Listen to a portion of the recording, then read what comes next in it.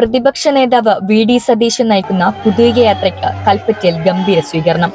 ആയിരക്കണക്കിന് പ്രവർത്തകരാണ് യാത്രയെ സ്വീകരിക്കാനായി കൽപ്പറ്റ ന്യൂ ഹോട്ടലിന് സമീപം തടിച്ചുകൂടിയത്. വൈകിട്ട് 6:30 കൽപ്പറ്റ ടൗണിൽ പ്രവേശിച്ച ജാഥാ സംഘത്തെ വലിയ ആവേശത്തോടെയാണ് UDF പ്രവർത്തകർ വരവേറ്റത്. തുടർന്ന് പുതിയ സ്റ്റാൻഡിൽ ക്രമീകരിച്ചിരുന്ന വേദിയിൽ പൊതുയോഗം നടന്നു. മുസ്ലിം ലീഗ് അഖിലേന്ത്യാ ജനറൽ സെക്രട്ടറി P.K. കുഞ്ഞാലിക്കുട്ടി പരിപാടി ഉദ്ഘാടനം ചെയ്തു. തുടർന്ന് പ്രസംഗിച്ച വി.ഡി. സതീശൻ കഴിഞ്ഞ 10 വർഷമായി തുടരുന്ന കേരളത്തിലെ LDF ഭരണത്തിനെതിരെ വലിയ വിമർശനങ്ങളാണ് ഉന്നയിച്ചത്. ഈ വരുന്ന നിയമസഭാ തിരഞ്ഞെടുപ്പിൽ UDF അധികാരത്തിൽ എത്തുമെന്നും അദ്ദേഹം പറഞ്ഞു.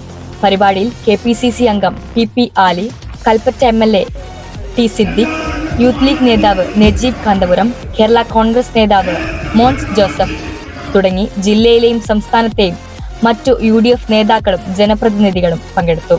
ന്യൂസ് 1 കൽപ്പറ്റ.